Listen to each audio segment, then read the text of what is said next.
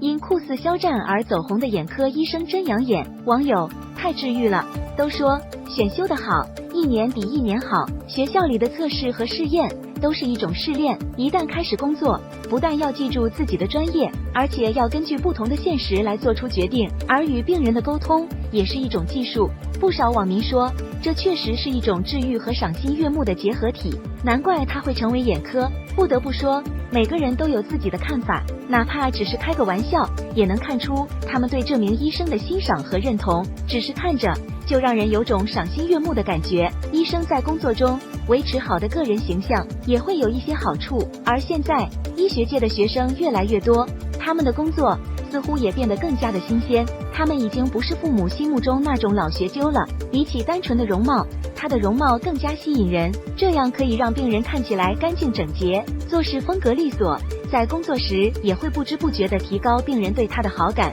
特别是那些经常和人接触的工作，比如大夫，别小瞧了这一点。实际上，医学院的毕业生在工作中遇到的都是陌生的面孔，医疗行业的要求越来越高，能够进入正式工作岗位的人可不仅仅是看脸那么简单，可能是因为传统的思维方式，有些人一看到医生和老师就会下意识地觉得自己的技术不行，因为在他们心目中，大多数好学生都不是那种爱穿衣服的人。作者觉得这种人是很偏激的，因为他们很难看到漂亮的学生。事实上，在医学界，这样的人并不少，而这些职业的入门要求也越来越高，能够在正式工作岗位上工作的人都有一定的背景，更何况要在职场上立足，光有丰富的知识是不够的，在工作中的应变和积累也是必不可少的。总而言之，在这种地方上班不是看脸就行的。小米米有话说，对于许多父母来说，医学是最好的职业，其中的缘由就不必多说了。